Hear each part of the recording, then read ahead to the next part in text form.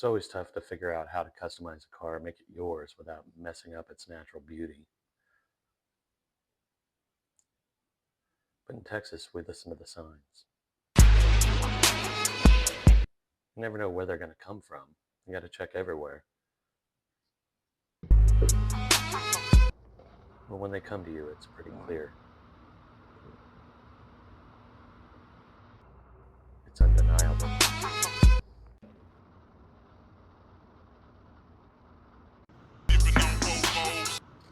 Sometimes they come from better angels.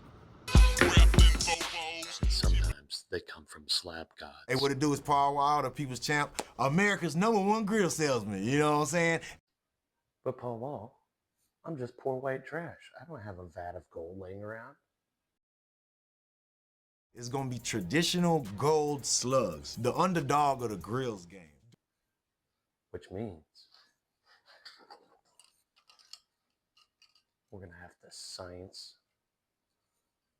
the shit out of this.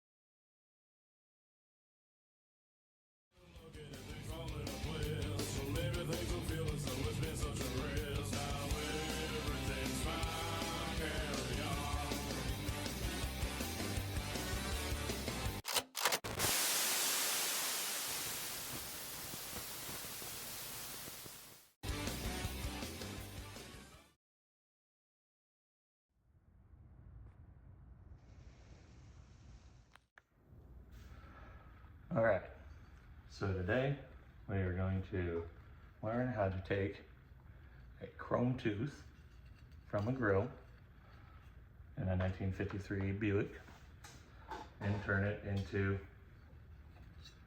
a gold tooth from a 1953 Buick. So I think one of the most common misunderstandings with gold plating or even chroming is that you take a piece of metal and you dip it into a vat of whatever material you ultimately want, right? That's not the case. It's really all just chemical reaction combined with electricity, essentially alchemy. So the first thing you have to do with something that's already been chromed, right, is dechrome it. So for this, we flick it on. Let it sort of boot up. Turn the dot up, move to the chrome stripping. So it reverses the polarity. You need the opposite polarity to dechrome. So once there, we're going to move it up to like 7.3. And we're only going to do this in sections. So I'm going to dechrome all the way up to here, something where I can identify. And then I'm going to gold plate, near there. Let's go and wear gloves.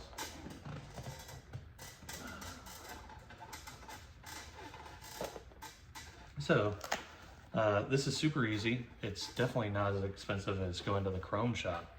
They do have chrome baths, but the baths are still not like a giant vat of chrome, like Terminator 2 or whatever, just floating around in there that you dip a bumper or whatever in. It's just, the principles still apply. The bath is just charged, usually with 7 volts to take it off.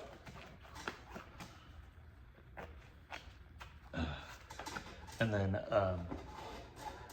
if you were doing gold, for instance, you would only want to do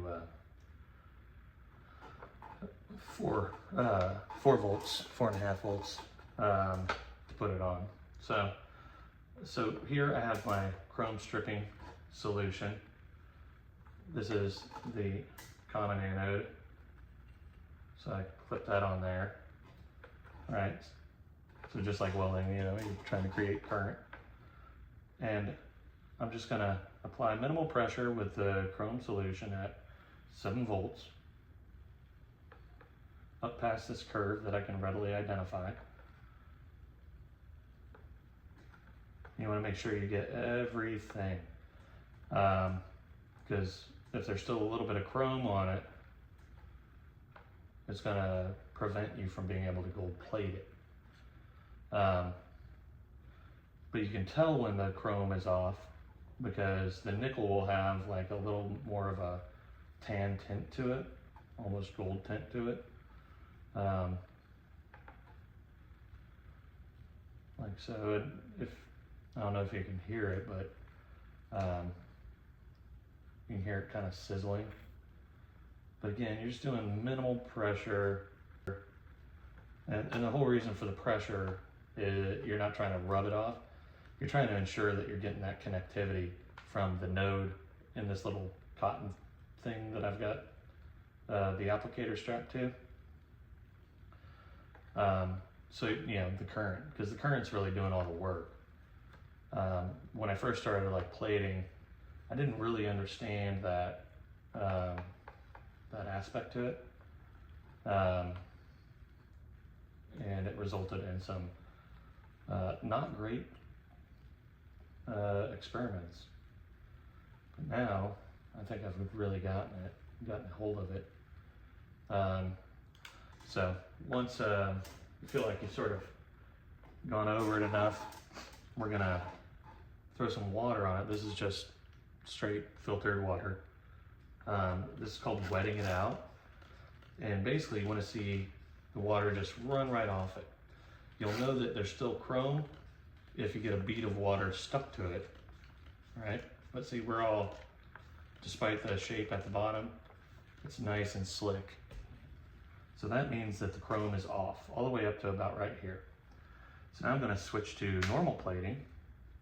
I'm going to keep it at 7.3. And now I'm going to move over to my activator solution. All right. So what this is going to do is sort of reinvigorate the compounds in the nickel. Right. Get them ready to receive that gold. You can burn this on and it'll kind of like turn it black. It does not look good. So you want to keep it moving. Small circles like you're shining boots. If anyone even still remembers how to do that. But all these little like tiny circles, a little bit of pressure to make sure you're getting the connectivity. And you can tell because, you know, like when I put it to it, it drops a volt on my little volt reader, and lets me, you know, that lets me know that it's picking up the ohms of resistance to my common lead, right? So, yep, you kind of want to be quick with this. You're not really trying to be thorough, and then we rinse with water again. And you can, there you go. Now we're going to drop this down to, they say 4.5, but I've had better luck with 5.5, so it's like, or you know, around 5. That way it's like I'm at 513 right now, and this is old gold, but sorry, my little thing fell off here. Throw a little gold gel on it. So this is what the gold looks like. This is old gold. I've had this for a year and sitting in my garage, and you shouldn't do that. But principles still apply. It's still going to go on gold because we're talking about chemical compounds, right? So I'm just going to come up to this curve so I know what to expect, right? See how it's already starting to turn? That's it, man. Start laying that gold down. what you're looking for is like a nice uniform coat, just like you would with paint. But there's no curing time with this. It's not gonna chip off. It's not gonna do any of that. You're turning that nickel to gold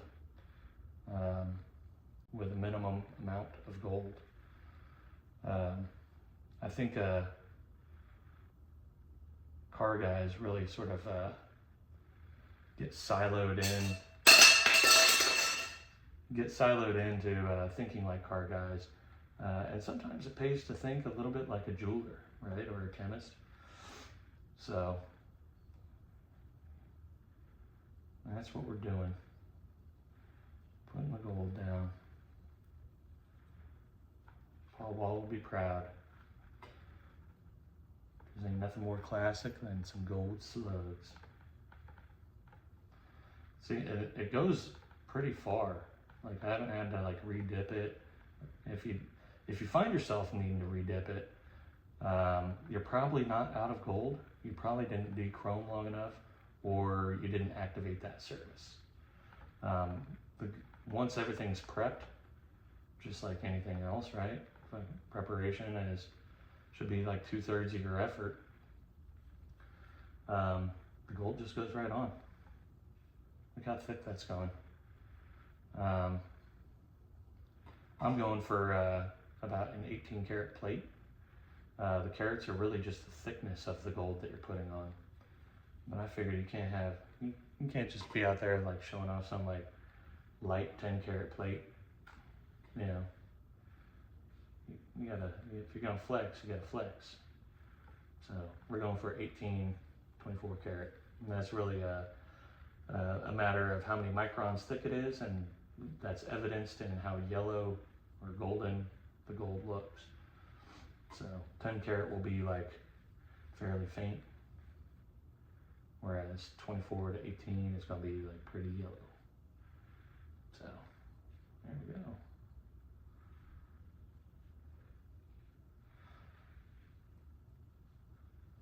Yeah. Oh wow, baby. It's like Johnny Dang made this grill. All right, so now we're gonna just rinse off with the water.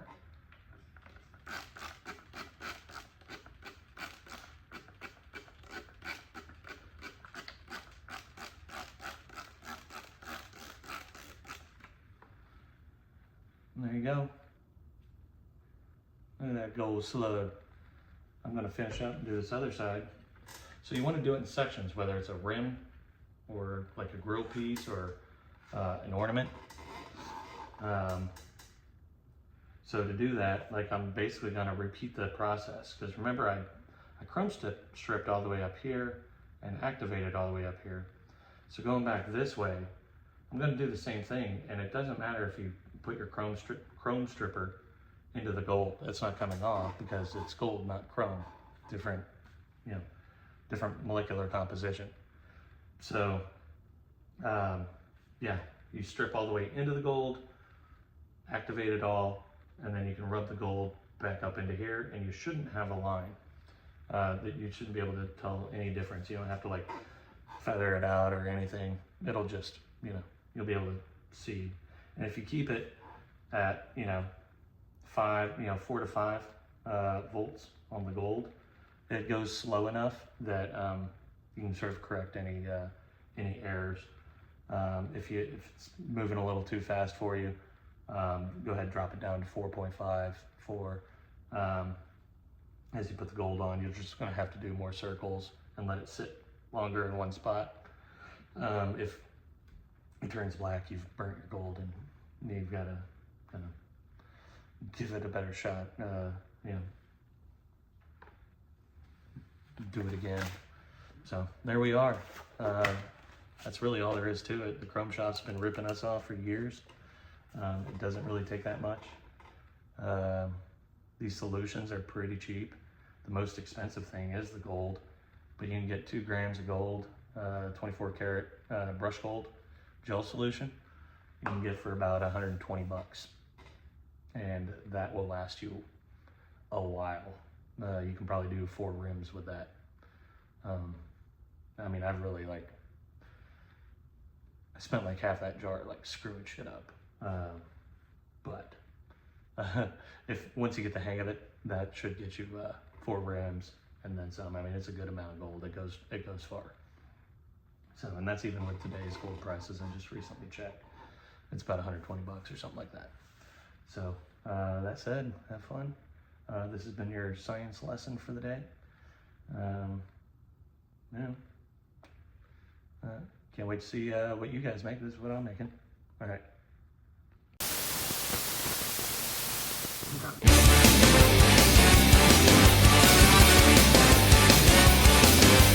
With a middle look at it, they call it a play.